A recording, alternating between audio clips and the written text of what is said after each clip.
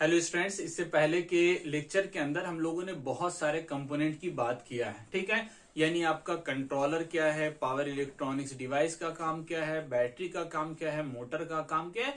तो बहुत सारे डिवाइसेस के बारे में हम लोग चर्चा कर चुके हैं। अब उसी से रिलेटेड नोट्स के अंदर कुछ क्वेश्चन लिखा गया है, उसको भी बता दिया जा रहा है ताकि आपको किसी तरह का कोई दिक्कत नहीं हो। लेकिन जो इतना आपको टॉपिक कवर हो गया है सिलेबस के अनुसार उतना पोर्शन आपको बता दिया गया है। लेकिन ये एक्स्ट्रा चीज जो क्वेश्चन लिखकर आपको बताया गया ये आपके लिए मोर बेनिफिशियल है। अगर इसको आप पढ़ेंगे तो बहुत अच्छे से और भी चीजें क्लियर हो जाएंगी।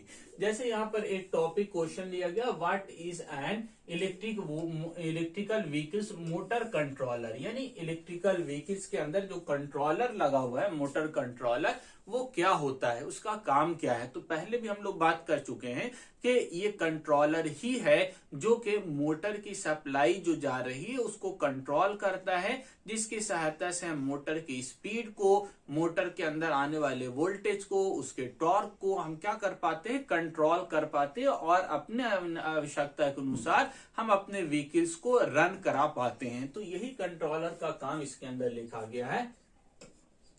It is an device which improve the performance of an electric motor। इसकी सहायता से मोटर का परफॉर्मेंस क्या हो जाता है, और अच्छा हो जाता है और बेटर हो जाता है। किस तरह से बेटर होगा, लिखा गया है it is a machine that is use to regulate the torque. क्या करता है, ये रेगुलेट करता है या टॉर्क को चेंज करने का काम करता है।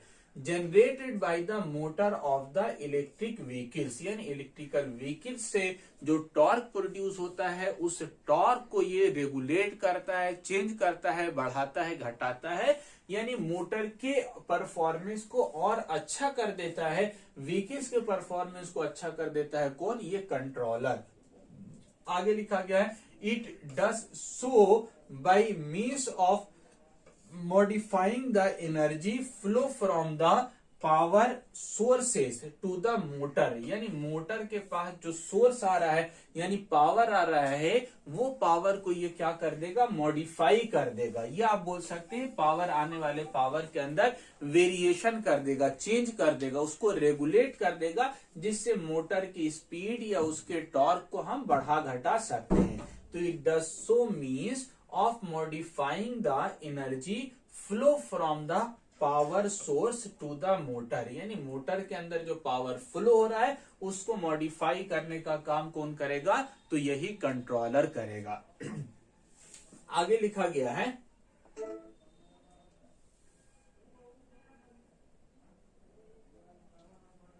यहां पे लिखा गया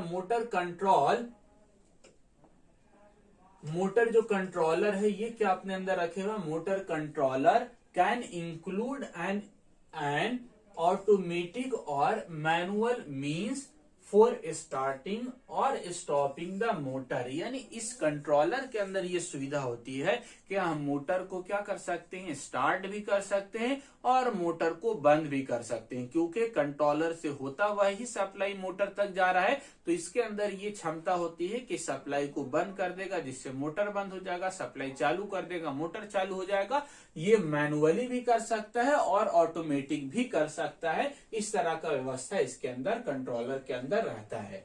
आगे लिखा गया इट कैन चूज फॉरवर्ड और रिवर्स रोटेशन। ये और क्या कर सकता है, मोटर को बंद चालू करने के अलावा ये क्या करेगा, मोटर के रोटेशन को चेंज कर सकता है, या तो फॉरवर्ड भी कर सकता है या रिवर्स भी कर सकता है। Can select and control the speed, ये स्पीड को भी बढ़ा घटा सकता है, आगे पीछे भी कर सकता है, स्पीड को बढ़ा घटा भी सकता है, मोटर को बंद और चालू भी कर सकता है। एंड कैन मॉडिफाई और limit the torque of the electrical vehicles motor, motor के अंदर उत्पन्न होने वाले टॉर्क को ये भी कंट्रोल कर सकता है, बढ़ा घटा सकता है। तो बहुत अच्छे से आपको समझ में आ गया कि इलेक्ट्रिकल व्हीकल्स के अंदर कंट्रोलर का क्या काम होता है या कंट्रोलर क्या होता है। तो यहाँ पर ये एक ऐसा डिवाइस है जो कि मोटर और सप्लाई के बीच में लगा होगा, जिससे होता हुआ सप्लाई मोटर में जाएगा, जिसकी सहायता से हम क्या कर पाएंगे, मोटर को हम बंद कर सकते हैं, चालू कर कर सकते हैं,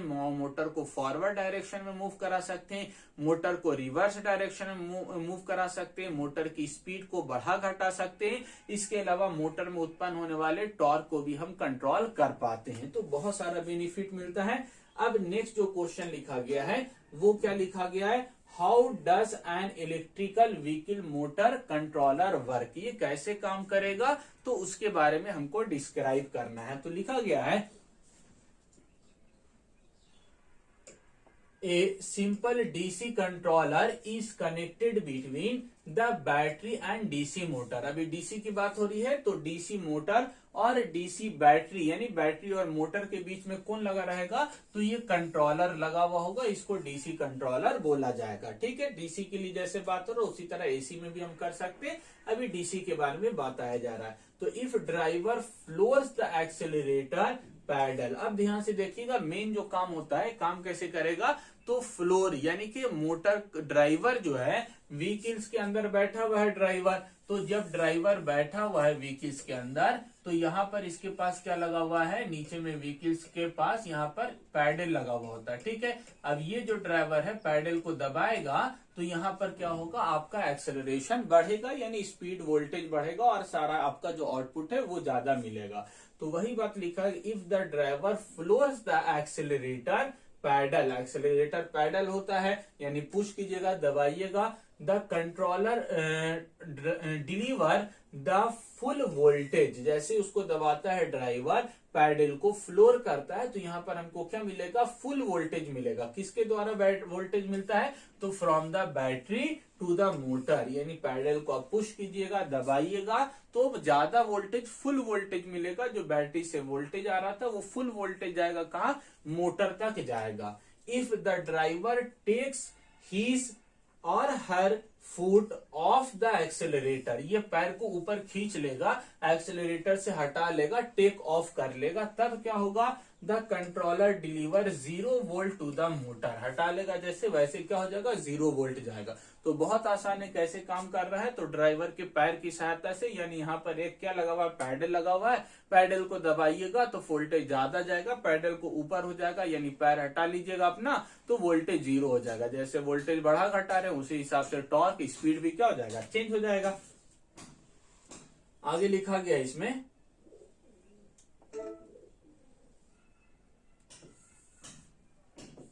the controller takes power from the battery and deliver it to the motor, है ना। ये कंट्रोलर क्या करता है, तो बीच में लगा हुआ है, बैटरी से सप्लाई ले रहा है और कहाँ सप्लाई भेज रहा है, तो मोटर तक सप्लाई भेज रहा है, यानी दोनों के बीच में लगा हुआ है।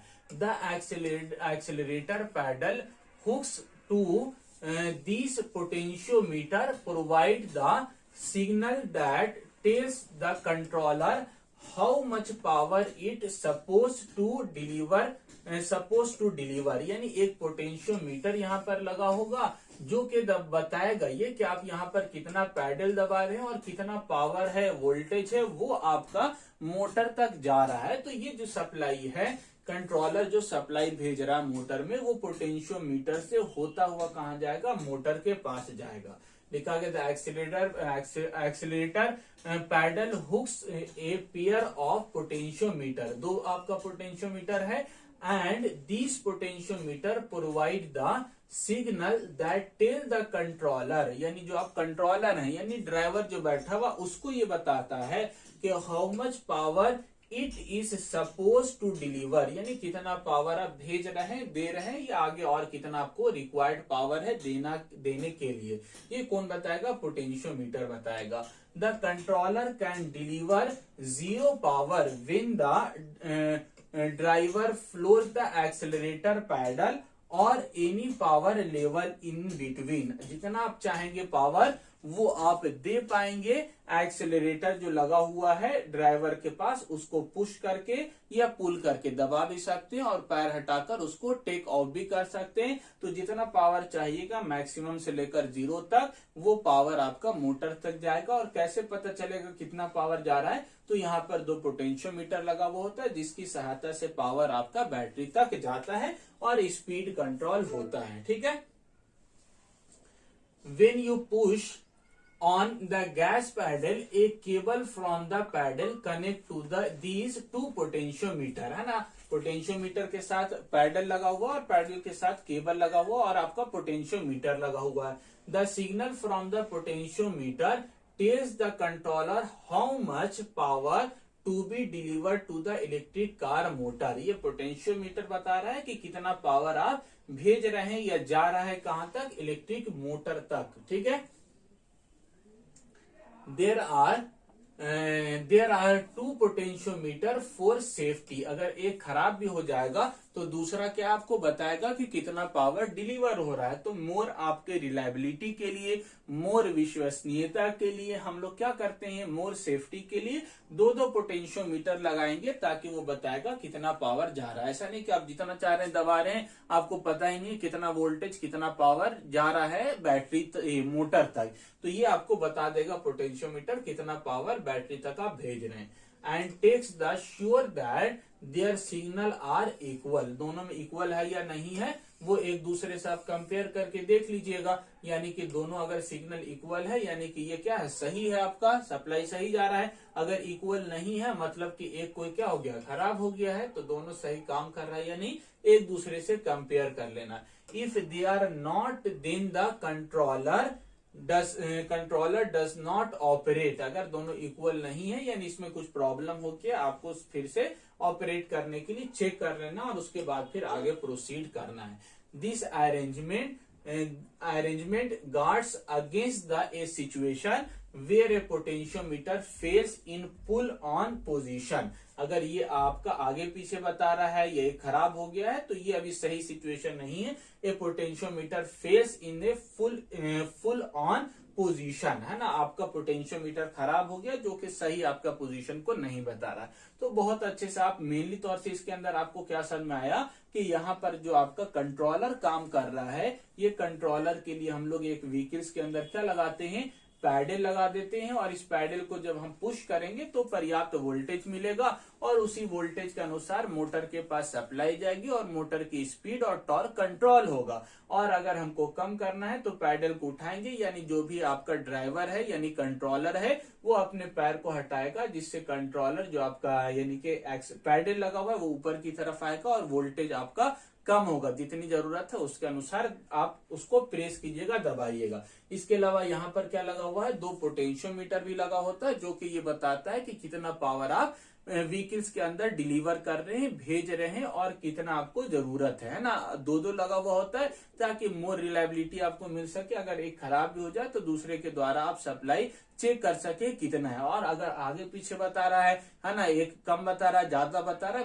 मतलब कुछ प्रॉब्लम हो गया, उसको आपको करेक्शन कर लेना है। तो आई होप बहुत अच्छे से आपको ये चीज समझ में आ गई होगी। इसके बाद वाले वीडियो के अंदर फिर आगे हम लोग बैटरी मैनेजमेंट की बात करेंगे, यानी बैटरी किस तरह से चार्ज हो रहा है, मैक्सिमम कैसे उसको रखा जाए कि आपको पर्याप्त सप्लाई मिलती रहे, है ना, कंटिन्यूअस आपका जो है आउटपुट वो मिलता रहे, बैटरी बैकअप अच्छा बना रहे, उस पर हम लोग चर्चा करेंगे। तो आज के लिए इतना ही, मिलते हैं नए वीडियो में। Thank you.